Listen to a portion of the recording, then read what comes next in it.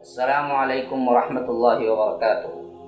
ناظرین کرام، اس چینل کو ابھی تک جنہوں نے سبسکرائب نہیں کیا ہے برائے مہربانی سبسکرائب کریں اور ہر دن کی اپڈیٹ کے لیے آپ بیل بٹن دبا کر ہمارے ساتھ تعاون فرمائیں۔ جزاکم اللہ خیرا۔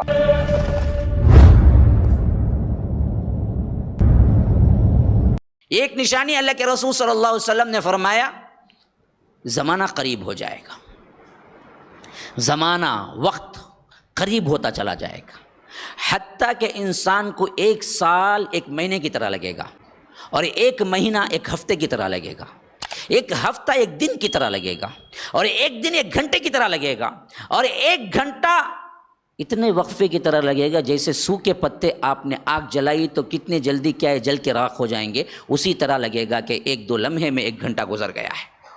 اور آج ہم کو یہ کہتے تھکتے نہیں ہیں کہ کیا تیزی سے ٹائم جا رہا ہے بھائی، کیا تیزی سے۔ یہ قیامت کی نشانیوں میں سے ایک نشانی ہے، یہ قیامت کی۔ اب یہ تیز ہوں گے، اور ہو سکتا ہے ہمارے زمانے میں اب کیا ہے ایک سال دو مہینے کی طرح گزر رہا ہو، لیکن اور قریب آنے والے زمانے میں واقعتاً اس کا مصداق ہو جائیں گے۔ جیسے اللہ کے رسول نے کہا کہ دن ایسے گزریں گے، پورا سال گزر کے پلٹ کے دے گے تو آپ کو لگے گا ایک مہینہ گزرا ہے۔ ابھی رمضان المبارک کے دن ہی اٹھا لینا کہ شروعات پہلی چاند رات کو ابھی ہم نے پہلا درس سنا، ایسے لگ رہا ہے آج 28واں درس ہو رہا ہے۔ ایک مہینہ کیسے گیا، جاتے ہوئے تو لگتا ہے ایک دن پورا مکمل 24 آور کا ہی گزرتا ہے، لیکن جب گزرا ہوا کل دیکھتے ہیں تو ایسا لگتا ہے کہ زمانہ اتنی تیزی سے گزر گیا کہ لگا کہ وہ پورا مہینہ ایک ہفتہ تھا بس۔ چھوٹے بچوں کو ہم نے دیکھا، یوں پلٹ کے دیکھا تو جوان ہو گئے۔ کبھی کبھی انسان حیران ہوئے کھڑے، تجھے تو میں نے اتنا دیکھا تھا، ابھی عرصہ بھی نہیں گزرا، تو نے کیا اتنا بڑا۔ تو وقت زمانہ بہت قریب آ جائے گا، اور اللہ کے رسول صلی اللہ علیہ وسلم کے قول کے مطابق تو سال کا مہینہ ہو جانا، یہ ہماری زبان سے کبھی نکل جاتا ہے، سال مہینے کی طرح گزر گیا بھائی۔ تو اللہ کے رسول دیکھیے یہ نبی ہونے کی بھی علامت ہو گئی، اور قرب قیامت کی نشانی بھی ہو گئی کہ اللہ کے رسول صلی اللہ علیہ وسلم نے کہا کہ سال مہینہ ہو جائے گا، مہینے کی طرح گزرے گا، مہینہ ایک جمعے کی طرح گزرے گا، ایک ہفتے کی طرح، اور ہفتہ ایک دن کی طرح گزر جائے گا، اور ایک دن ایک گھنٹے کی طرح۔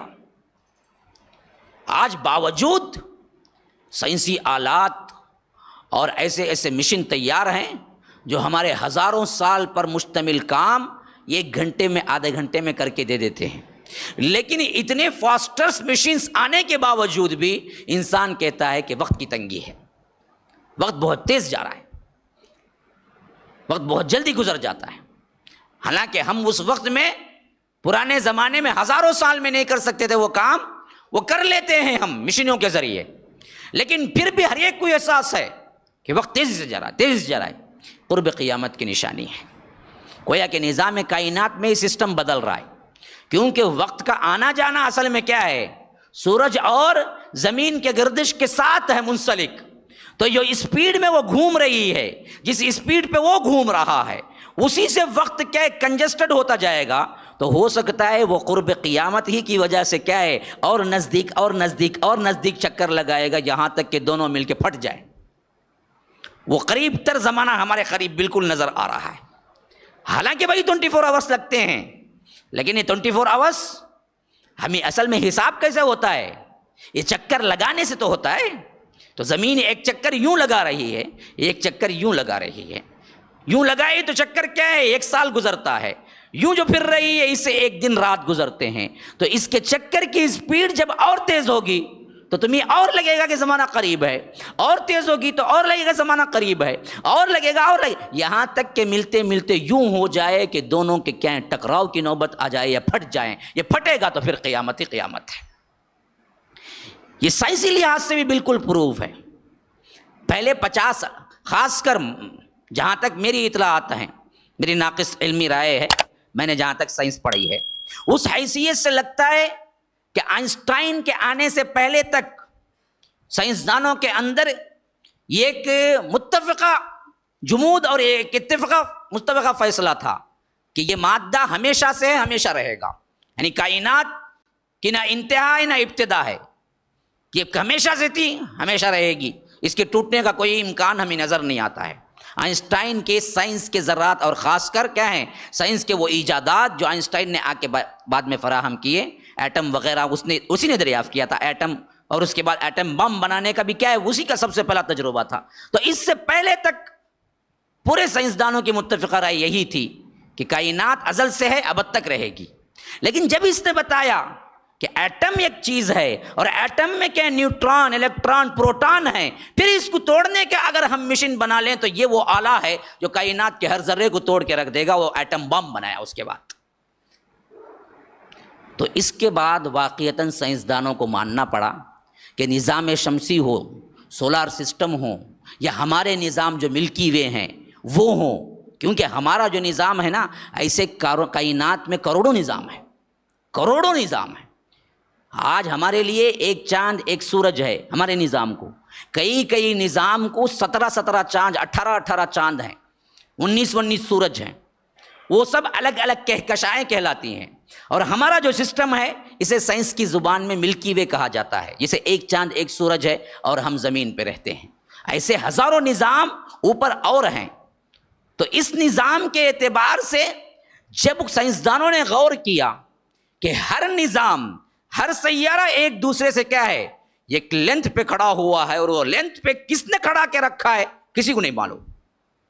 ایک کشش پہ کھڑا ہوا ہے، اب وہ کس نے کھڑا ہے کسی کو نہیں معلوم، لیکن کھڑے ہیں بغیر کوئی سہارے کے.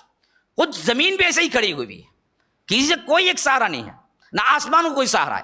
بغیر عمد ترونہا، ایک ستون تم دکھاؤ یا آسمان کو یا زمین کو، اور زمین کس پہ کھڑی ہے؟ کسی پہ بھی نہیں کھڑی ہے، وہ ہوا میں معلق ہے.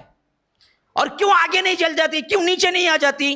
ان دونوں سیاروں کے بارے میں یہ خاصا ثقل ہے، ایک وزن ہے، ایک کشش ہے، ایک میگنیٹک پاور ہے جو دونوں کو نہ نیچے جانے دیتا نہ نیچے اوپر آنے دیتا، وہ یوں کھنچ کے کھڑی ہوئی ہیں. اب کس نے وہ کس کے حکم سے ویسے کھڑی ہوئی ہیں یہ ان کی سمجھ میں نہیں آیا. لیکن ہر کوئی ایسے کھڑا ہوا ہے کہ اگر وہ گریویٹی سسٹم میں تھوڑا سا اوپر نیچے ہو جائے نا، سب مل کے ایک ساتھ سیارے ٹکرا جائیں گے، سب مل کے ایک ساتھ سیارے ٹکرا جائیں گے. اور کہتے ہیں کہ جب ہم نے غور کیا تو ایک زمانہ ضرور ایسا آئے گا جو یہ کشش کم ہو جائے گی، جو کشش سے کیا ہے ایک دوسرے کو ٹکراتے نہیں ہیں.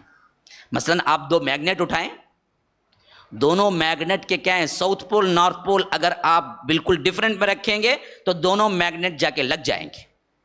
لیکن دونوں میگنیٹ اپوزٹ میں رکھیں گے، ساؤتھ کو اٹھا کے رکھیں گے، پھر آپ ملانے کی کوشش کریں نہیں ملے گا میگنیٹ.